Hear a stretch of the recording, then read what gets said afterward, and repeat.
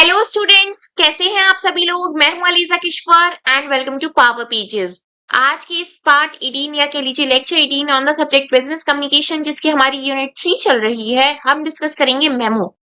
Memo written business communication का एक medium है। हमारी रिटन बिजनेस कम्युनिकेशन की सीरीज चल रही है।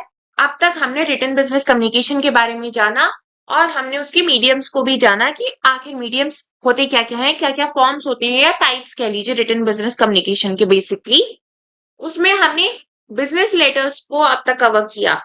अब हम कवर करने वाले हैं मेमो को। तो चलिए, मेमो वर्ड आपने सुना हुआ होगा, जिसने नहीं सुना कोई प्रॉब्लम नहीं है, यहाँ पे सुन लेंगे। तो चलिए आज का ये लेक्चर वीडियो स्टार्ट करते हैं। अब देखते हैं कि मेमो आखिर होता क्या है। अब memo short form of memorandum, short form है इसकी, ठीक है। Is a brief written message used for internal communication within an organisation. Memo use होता है रिटन मैसेज के लिए, use for only internal business internal communication within the organisation, ठीक है। ऑफ कोर्स ये भी फॉर्मल तो होगा ही, भले ही आप चाहे इंटरनली या एक्सटर्नली बात कर रहे हो। यहाँ पे बिजनेस की बात हो रही है तो फॉर्मल आएगा। It convey information, instructions, requests और announcement quickly to employees, team और department। मेमो का ये काम है। अब देखते हैं इसके कुछ की फीचर्स क्या होते हैं। शॉर्ट और कंसाइज होता है, used for internal communication only. Only याद रखना, एक सेकेंड, ओनली, ठीक है। Focused on a single subject or purpose, often informal compared to business letter but still formal, still professional। जैसे कि मैंने कहा कि मेमो जो है वो फॉर्मल रहता है, but as compared to business letters जो हमने इसके पिछले वाले लेक्चर वीडियो में पढ़ा है, उसे थोड़ा सा इनफॉर्मल है। क्यों? क्योंकि इंटरनली बात कर रहे हैं हम। बिजनेस लेटर्स जो है वो आपको एक्सटर्नली भी भेजे जाते हैं, है ना।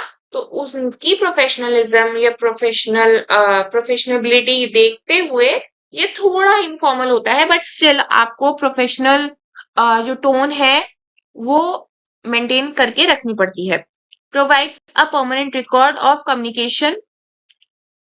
देन देखते हैं difference between memo and letter.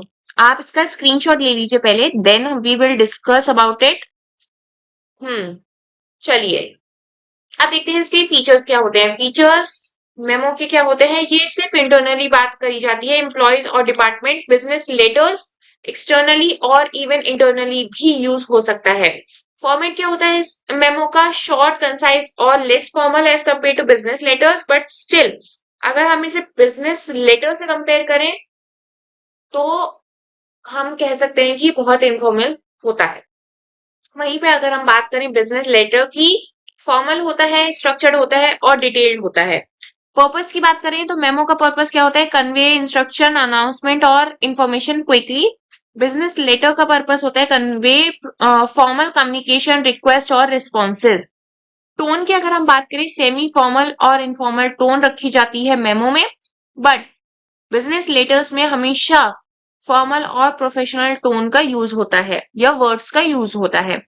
Memo जो होता है वो यूजुअली ब्रीफ होता है, can be longer depending upon purpose. किसको? लेटर्स को।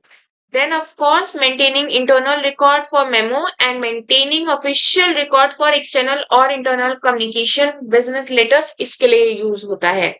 अगर मान लीजिए एग्जाम में आपको सिर्फ मेमो पूछा जाए या सिर्फ बिजनेस लेटर्स के बारे में पूछा जाए, तो आप ये डिफरेंस बिटवीन लिखकर आ सकते हैं, कोई प्रॉब्लम नहीं होगी, ठीक है। इवन एग्जामिनर खुश और हो जाएगा। चलिए, why memo are used. Memo का हमें पता है, मेमो इनफॉर्मल होते हैं, इंटरनली यूज होते हैं, पर ये यूज होते क्यों हैं? To quickly inform employees about policy update or decisions, to request action or response from team member, to document internal communication for further references, to circulate announcements or reminder efficiently। ये इसके कुछ uses होते हैं memos के। अब देखते हैं इसकी कुछ इंपॉर्टेंस या कह लीजिए यूटिलिटी। टाइम सेविंग होता है, क्लैरिटी होती है, ऑफकोर्स रिकॉर्ड कीपिंग के लिए बहुत ज्यादा इंपॉर्टेंट है, कोऑर्डिनेशन बनी रहती है और एफिशिएंसी भी मेंटेन रहती है। ठीक है, तो ये इसके कुछ इंपॉर्टेंस है या कह लीजिए यूटिलिटी है मेमो के। देन देखते हैं कंपोनेंट्स क्या होते हैं। कंपोनेंट्स में पहला कंपोनेंट है आपका header, to, from, date, subject, ये सब इसमें इंक्लूड होता है। Then opening statement, brief introduction of the purpose, आपको जो भी पर्पस के रिगार्डिंग आप मेमो लिखा जा रहा है उसका आप एक ब्रीफ इंट्रोडक्शन देंगे। देन आपका आता है main body, detailed information structure, और जो आपका बेसिक मैसेज है वो आप यहाँ पे लिखेंगे मेन बॉडी में। यहां तक बात समझ आई? चलिए आगे बढ़ते हैं।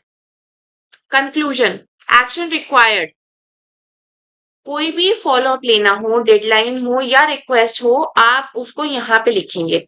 देन सिग्नेचर, सिग्नेचर की या इनिशियल्स की हो जो सेंडर के आइडेंटिफिकेशन के लिए अगर रिक्वायर्ड है तो वो यहाँ पे आते हैं, अदरवाइज नहीं आते। वैसे तो इनिशियल्स आपको करने ही चाहिए। देन हम अपना टॉपिक सम अप करते हैं और देखते हैं हमने मेमो के बारे में क्या पढ़ा। मेमो जो है वो एक रिटन बिजनेस कम्युनिकेशन का एक मीडियम है। बहुत सारे मीडियम्स होते हैं, उसमें से एक मेमो आता है। मेमो एक ब्रीफ इंटरनल रिटन मैसेज होता है used to convey instructions, update और announcement within the organisation. Unlike business letters, memos are shorter, less formal and intended only for the internal audience या कह लीजिए employees. They are important for quick, clear and efficient or effective communication and also serve as a record for internal directives. A well-structured memo includes a header जिसमें क्या क्या आता है, to, from, date and subject, opening statement आती है, main body आती है, conclusion या कह लीजिए action required if any follow up या डेडलाइन रिक्वेस्ट जो भी होती है वो यहाँ पे आपको लिखनी होती है। एंड देन ऑफकोर्स इनिशियल्स या सिग्नेचर वो यहाँ पे आते हैं। सो आई होप कि आपको मेमो समझ आया हो, मेमो क्या होता है। ठीक है, इसके नेक्स्ट वाले लेक्चर वीडियो में हम एक और मीडियम डिस्कस करेंगे। आज के लेक्चर के लिए सिर्फ इतना ही पढ़ाऊंगी। So that's all in today's lecture video. Thank you. And if you find it useful, please like, share, subscribe this channel. Have a great learning ahead. Bye.